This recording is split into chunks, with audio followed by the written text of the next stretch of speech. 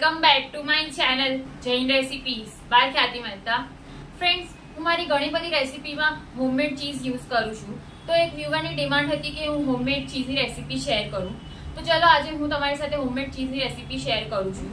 Cheese લવરને તો cheese બહુ જ ભાવતી હોય છે, પણ જો ચીઝ ઘરે બનાવેલી હોય તો તે હેલ્થ માટે બહુ જ સારી રહેશે. તો ચલો ફ્રેન્ડ્સ, આપણે હોમમેડ ચીઝ બનાવવાની રેસિપી સ્ટાર્ટ કરીએ હવે.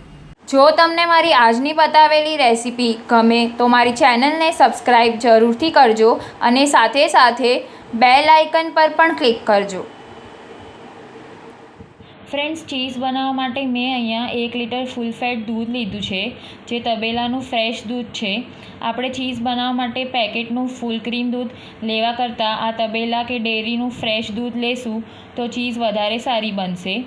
આ દૂધને મીડિયમ ફ્લેમ પર ગરમ કરવાનું છે અને ચમચાથી હલાવતા રહેવાનું છે કન્ટિન્યુઅસલી.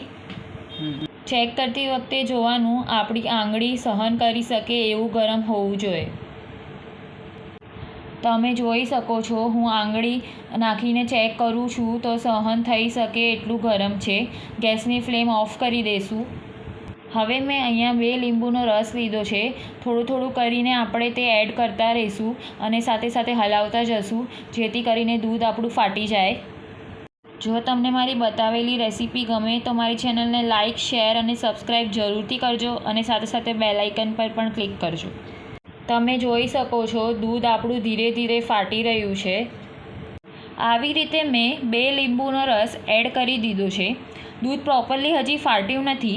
હજી 2 લીંબુનો રસ હું થોડું થોડું કરીને એડ કરી રહી છું. લીંબુનો રસ કેટલો જોઈએ તે દૂધની ક્વોલિટી પર ડિપેન્ડ કરે છે. તમને થોડું વધારે કે ઓછો લીંબુનો રસની જરૂરત પડી શકે. મેં ટોટલ મીડિયમ સાઇઝના 4 લીંબુનો રસ લીધો છે. તમે જોઈ શકો છો, દૂધ આપણું ધીરે ધીરે ફાટી રહ્યું છે અને પાણી તેનાથી છૂટું પડી રહ્યું છે. તો દૂધ આપણું પ્રોપરલી ફાટી ગયું છે.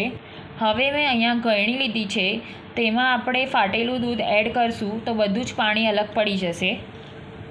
આવી રીતે બધું જ પાણી નિતારી લેવાનું છે અને તપેલી પાણીની ભરાઈ ગઈ છે એટલે હું ગળણીને બીજી તપેલીના ઉપર ટ્રાન્સફર કરી દઉં છું. હવે આ વધારાનું પાણી આપણે ફેંકવાનું નથી, તેને લોટ બાંધવામાં કે કઢી બનાવવામાં યુઝ કરી શકશું.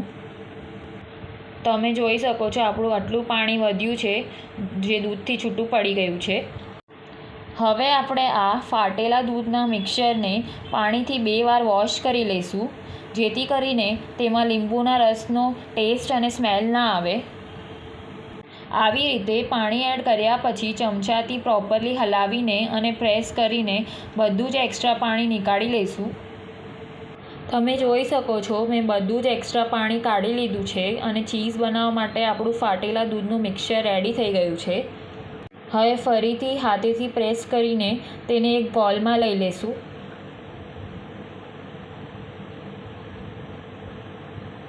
હવે આપણે એક વાટકીમાં 2 ચમચી જેટલું પાણી લઈ અને તેમાં 1 પેકેટ ઈનોનું એડ કરશું.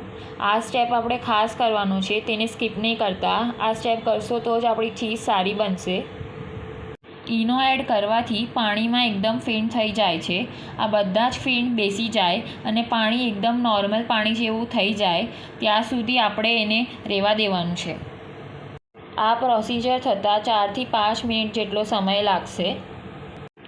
તમે જોઈ શકો છો, ફીણ ધીરે ધીરે બેસી ગયા છે અને પાણી આપણું એકદમ જ નોર્મલ પાણી જેવું થઈ ગયું છે. હવે આપણે એક મિક્સર પોટ લઈશું, જેમાં ફાટેલા દૂધનું મિક્સચર એડ કરશું અને તેને ક્રમ્બલ કરી લઈશું. આપણે દૂધ પ્રોપરલી ગરમ કરીને નથી ફાડ્યું, એટલા માટે આ મિક્સચરને પનીર ન કહી શકાય. હવે આપણે અહીંયા સ્વાદ પ્રમાણે થોડું મીઠું લઈ લઈશું, 1 ચપટી નાની હળદરની અને 1 ચમચી જેટલું ઘી એડ કરી લઈશું અને જે ઈનોનું પાણી રેડી કર્યું હતું તે પણ એડ કરી દઈશું. હવે આ બધું જ મિક્સરમાં પલ્સ મોડ પર પીસી લઈશું.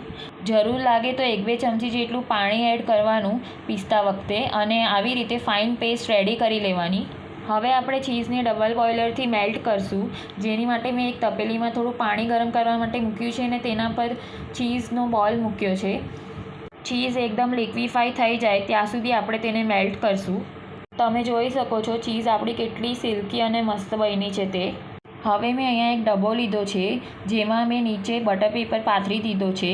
ડબ્બાની અંદર આપણે ચીઝ જે મેલ્ટ કરેલી હતી એ બધી ચીઝ એડ કરી દઈશું. તમે તમારા પાસે જે પ્લાસ્ટિકનો ડબ્બો અવેલેબલ હોય તે યુઝ કરી શકો છો. હવે આપણે ડબ્બાની ઉપરની સાઈડ પર પણ બટર પેપર પાથરી દઈશું, જેથી કરીને અંદર એર ન જાય. બટર પેપર ચીઝને પ્રોપરલી ટચ થાય એવી રીતે આપણે ડબ્બાની ઉપરની સાઈડ પર બટર પેપર પાથરવાનું છે. તમે જોઈ શકો છો બટર પેપર એકદમ પ્રોપરલી પથરાઈ ગયું છે. હવે આપણે ડબ્બો બંધ કરીને આપણે તેને ફ્રીઝરમાં 3 થી 4 કલાક માટે ફ્રીઝ થવા દઈશું. 4 કલાક જેટલો સમય થઈ ગયો છે. હવે આપણે ચીઝને ફ્રીઝરથી બહાર કાઢી લઈશું અને 5 મિનિટ માટે રૂમ ટેમ્પરેચર પર રહેવા દઈશું.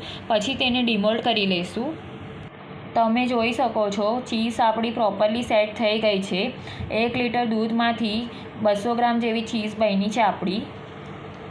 તમે રેડી પનીર લઈને તેનાથી પણ આવી જ રીતે ચીઝ બનાવી શકો છો, પણ તેના ટેક્સચરમાં થોડો ફરક આવી જશે. બધી જ બાજુથી આપણે બટર પેપર કાઢી લીધું છે. હવે ચીઝને આપણે 4 ઇક્વલ પોર્શન્સમાં કટ કરશું. માર્કેટની ચીઝ કરતાં ઘરે બનાવેલી ચીઝ થોડીક વધારે કોસ્ટલી હોય છે અને એમાં થોડીક મહેનત પણ વધારે લાગે છે, પણ આપણી હેલ્થથી વધારે ઇમ્પોર્ટન્ટ તો બીજું કાંઈ નથી ને ફ્રેન્ડ્સ.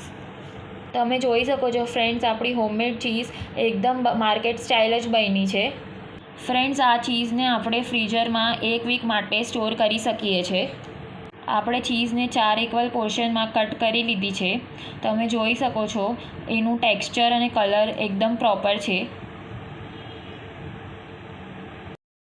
હવે આપણે ચીઝને ગ્રેટ કરીને પણ જોઈ લઈએ, જેની માટે મેં એક બ્રેડની સ્લાઇસ લીધી છે. તેના પર મેં પીઝા પાસ્તા સોસ સ્પ્રેડ કર્યો છે.